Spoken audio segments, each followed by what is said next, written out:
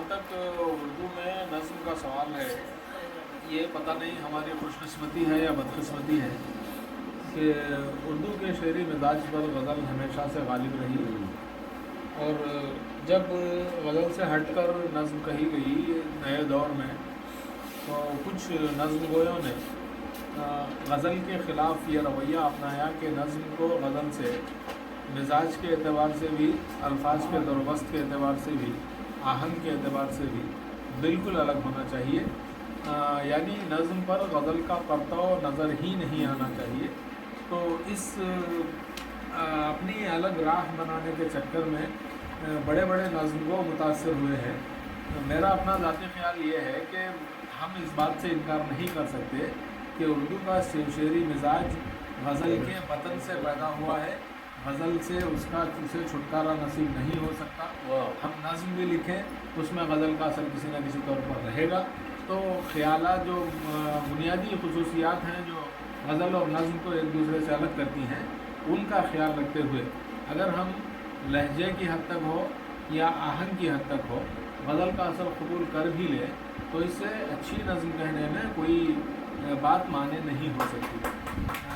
सिर्फ ये देखना चाहिए कि गज़ल और नज़्म में जो बुनियादी इम्तियाज़ हैं वो नज़्म में मौजू का इख्तिसार मुमकिन नहीं है, ख़याल तवालत चाहता है। आप मुख्तलिफ़ अलामतों के सहारे से अपने ख़याल को वसअत देते जा रहे हैं, एक ही बात को मुख्तलिफ़ अंदाज से कहते जा रहे हैं, तब भी कम से कम वो बात जो कही जा रही है वो मौजू से दूर नहीं पड़नी चाहिए। और आखिर में जब आप नज़्म के कंक्लूजन पर आएंगे तो उस वक्त आपका इंतहाई पुरतासीर लहजा होना इंतहाई ज़रूरी है। तो इस लिहाज से ये नज़्म बिल्कुल आम से मौजू पर लिखी गई है। आप इसमें कोई बड़ी मानवी गहराई तलाश करने की कोशिश करेंगे, कोई फ़लसफ़े या नुकात तलाश करने की कोशिश करेंगे तो ये ज़ाहिर है नज़्म के साथ ज़्यादती होगी। तो ये देखना ये है कि एक आम सी बात को कितने अंदाज से, कितने रंग से इस एक मज़मून को बांधा गया है और आखिरी मिसरों में शायर ने अपना ख्याल कितने फोर्सफुल तरीके से बयान किया है।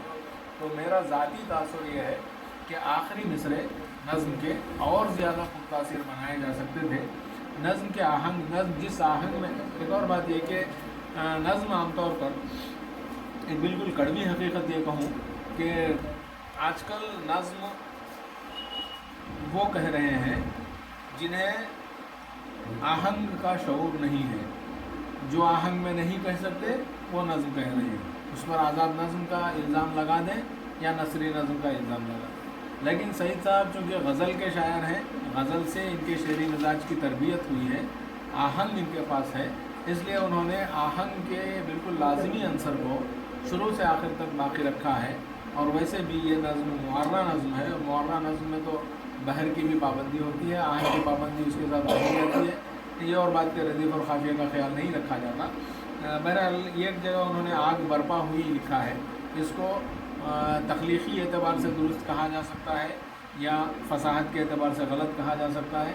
इसके बारे में फ़ैसला खुद शायर की सवाबदीद पर है या कारी की सवाबदीद पर है। मेरा ज़ाती नज़रिया ये, ज़ाती तासुर ये कि इस नज़्म के जो आखिरी दो मिसरे हैं उनमें और ज़्यादा तासीर भरी जा सकती है। जिस आहंग में पूरी नज़्म कही गई है, आखिरी मिसरे पर आने के बाद एक झटका लगता है जहाँ पर नज़्म ख़त्म होती है, तो ये झटका पूरे आहंग के तासुर को डाइल्यूट कर रहा है, हल्का कर रहा है। शायद इस बारे में नज़रसानी की जा सकती है।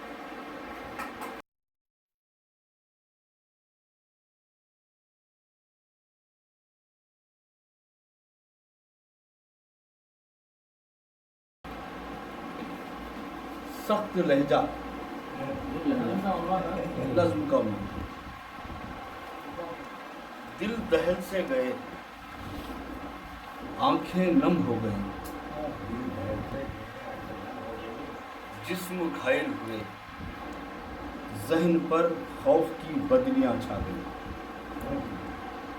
दिल दहल से गए, आंखें नम हो गईं, जिस्म घायल हुए, ज़हन पर खौफ की बदलियां छा गईं, भारी पत्थर तले उंगलियां आ गईं, आग बर्पा हुई, हर तरफ छा गया काला काला धुआं, तायरे बेजुबां उड़ के फिर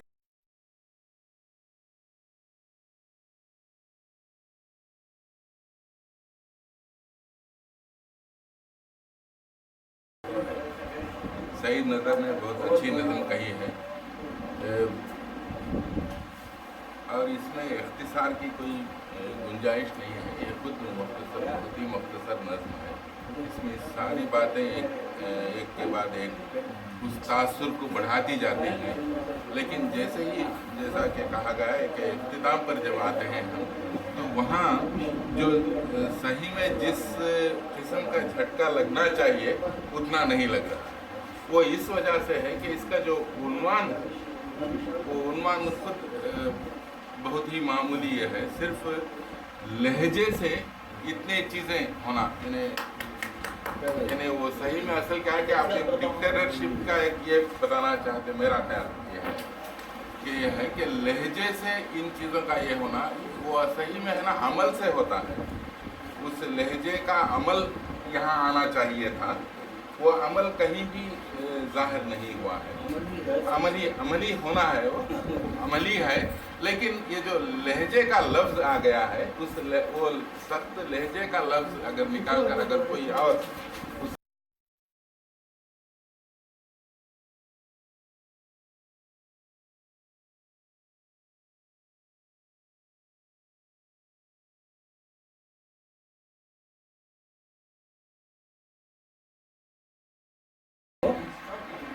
एक चीज़ है सख्त लहजा और उसके रद्द अमल में आने वाली ये सारी चीज़ें। मैं कह रहा हूँ कि अमल से ज़्यादा अहमियत रद्द अमल की है। अमल एक तरफा हो सकता, यानी आपकी ज़बान से कोई एक लफ्ज़ निकला, उसके एक माने हो सकते हैं, मगर रद्द अमल के तौर पर कई माने उसमें शामिल हो सकते हैं। तो रद्द अमल की अहमियत अमल से ज़्यादा है। अदब में तख्लीकी सतह पे अमल की उतनी अहमियत नहीं है जितने रद्द अमल है, क्योंकि रद्द अमल के मुख्तलिफ रंग हैं, मुख्तलिफ जहते हैं, मुख्तलिफ तासुरात हैं उसके। तो शाहिद साहब ने अमल को ही साथ लेकर, हालांकि है तो न, है हमारे सईद नज़र साहब जो है तो